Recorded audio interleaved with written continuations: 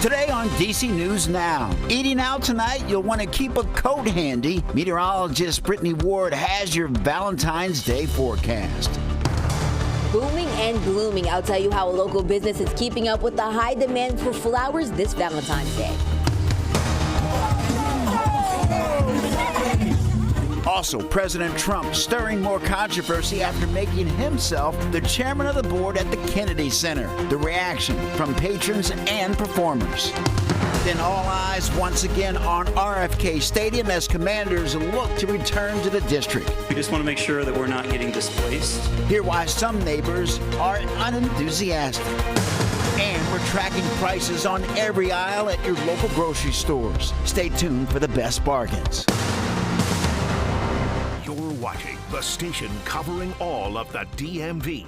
This is DC News Now. Good afternoon, and thank you for joining us for the News at Noon. I'm Mark Hall. Happy Valentine's Day. And if you're thinking of going out this evening, it's certainly going to be chilly out there. Meteorologist Brittany Ward joins us now with the latest check on the forecast. Brittany, the sun is shining, but a little chilly outside. Yeah, you know, stepping out the door for Valentine's Day, if you're going to get it done early, just make sure you grab the jacket because, yes, it is fairly chilly across portions of the area. And overall, we'll be holding on to an abundance of sunshine. And here's why. High pressure just off to the west. That's going to continue to make its way into our area as we head through the rest of your day today. But notice behind that high pressure, we're going to be seeing those clouds. This high will begin to move out as we head through your Friday evening, and then clouds will begin to fill the sky as we head into your Friday night. But temperatures stepping out the door right now, yes, fairly chilly in a few locations, especially back off to the north and west. Hagerstown, you guys are currently sitting at 32 degrees, lower 40s here in the nation's capital,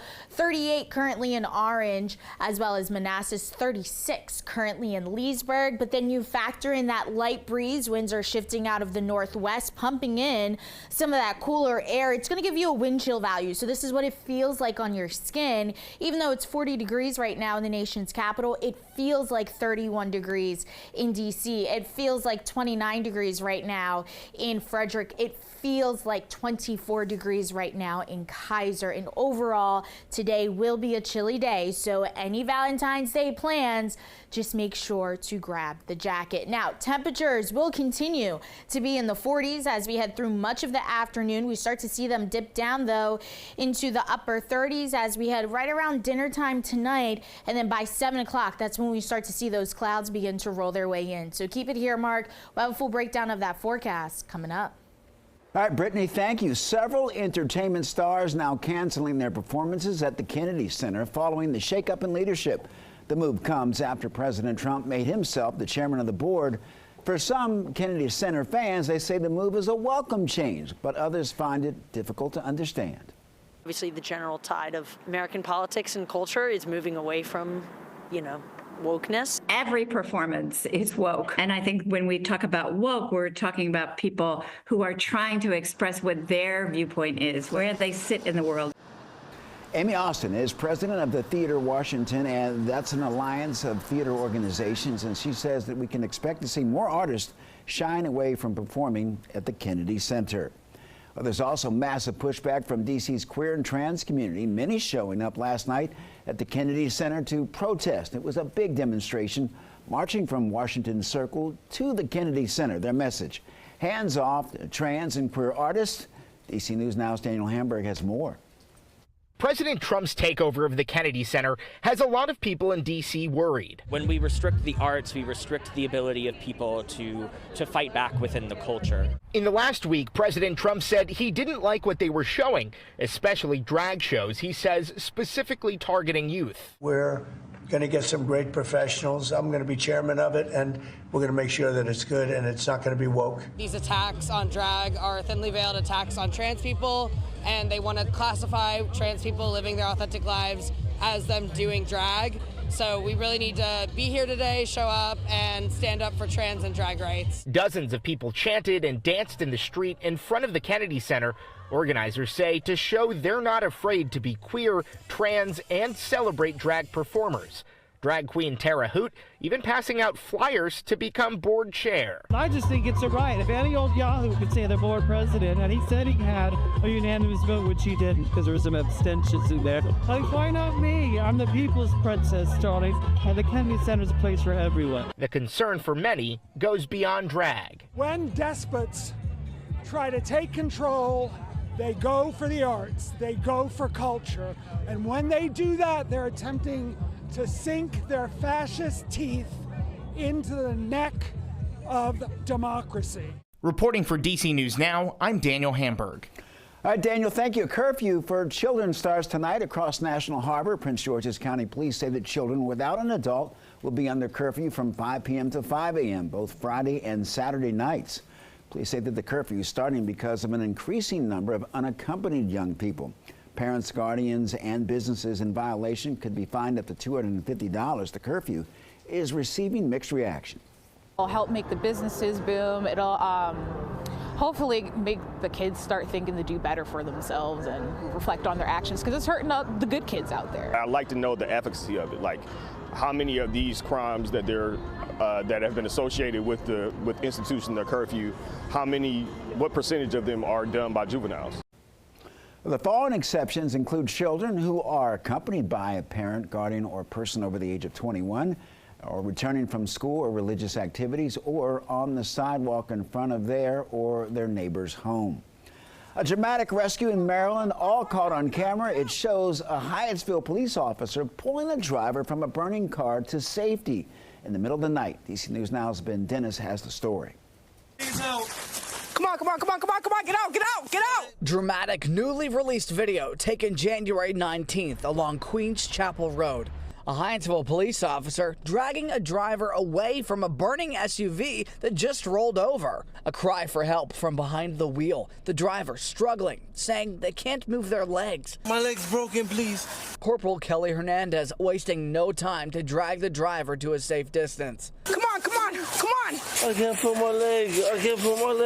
Get out! Saving a life out here is really crazy. Andy Jamie is among those nearby who lauded Corporal Hernandez. I don't know how to explain it, but you really have to have some control to just take over and save somebody's life, like a car on fire. Anything could happen to yourself. I thought they did a great job. Norman Brooks lives several doors down, a DC firefighter who says he's appreciative for the quick action. They're always engaged in the community. When you call, they come right away.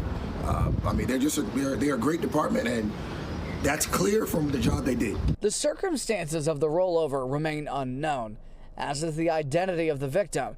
But Corporal Hernandez getting props from her department and her community. It definitely could have been a lot worse, man. I'm glad they're safe. Reporting for DC News Now, I'm Ben Dennis. Big thanks to Ben Dennis and a special thank you to Corporal Hernandez. Well, now to a story about car safety. This is Christopher King, a Virginia teenager who died in a crash while not wearing a seatbelt. But Virginia law only requires them for people to wear seatbelts who are sitting in the front of the car. His mom, Christy, is now part of an effort to mandate all adults be buckled in. She's been lobbying lawmakers to make the change since Christopher's death back in 2020. July 4th, the early hours, when the worst thing you could ever have happen to you as a parent. You get that knock on the door, there's the policeman there, the chaplain, and we just knew something was wrong, and they told us about Christopher being killed in a car crash, and of course we were devastated, in shock. A Senate committee approved the bill requiring all adults to wear a seatbelt. The legislation is now headed for the full Senate, then to Governor Youngkin's desk. Well, millions of Americans plan to celebrate Valentine's Day, while some are not too fond of the holiday, but it does mean a boom for local businesses, especially florists. DC News Now's Jean-Marie Cissé spoke to a business owner in Northwest on how they're handling over 1,000 orders. Well, business is booming and also blooming here at Caruso's Florist this Valentine's Day. You can see so many employees are working hard, trying to put so many different floral arrangements together for Valentine's Day. I think it's safe to say love is in the air. Roses are red, my dear. Violets are blue. Sugar is sweet, my dear. but not as sweet as you. Well, if you couldn't come up with anything to write on your Valentine's Day card, Phil Caruso says you can definitely steal that line. And don't forget to add in a bouquet of flowers as well. Everybody likes flowers. Caruso's Florist has been in business for nearly 150 years. It's been passed down generation to generation, and the drive to make people smile has remained the same. You want to make them happy, you know, whether it's a Valentine's Day or a new baby or someone passed away or a wedding. According to the Associated Press, more than a quarter of Americans are planning to celebrate Valentine's Day. And at Caruso's Florist, employees are hard at work preparing more than 1,500 orders to be picked up and delivered. We have a lot of people that are very talented and they can do anything. And they're willing to work overtime and 7 days a week to keep ahead of the game. Now, as they try to keep up with the demand, they say they ensure each arrangement is made with love. Everybody loves roses, but there's so many other beautiful flowers that people may have never seen, tropicals and tulips. And although many celebrate the holiday with their romantic partner, for anyone that's single out there, Caruso says he's got you. If you don't have a Valentine, I'll be your Valentine anytime. Well, Caruso's Florist is staying open until 7 p.m. on Valentine's Day. So if you haven't gotten your special someone a gift just yet, you have the opportunity to do so. Reporting in Northwest DC, I'm Yalmer Sase. Back to you guys. Yeah, Marie, thank you. And if you're planning to gift that special someone with chocolates, you might want to dig a little deeper into your pockets for this year. The owner of Chocolate Line says that cocoa prices have increased dramatically over the last 2 to 3 years, actually, and prices went from $2,000 a ton to nearly $10,000. The increase has caused his chocolate prices to jump 20%.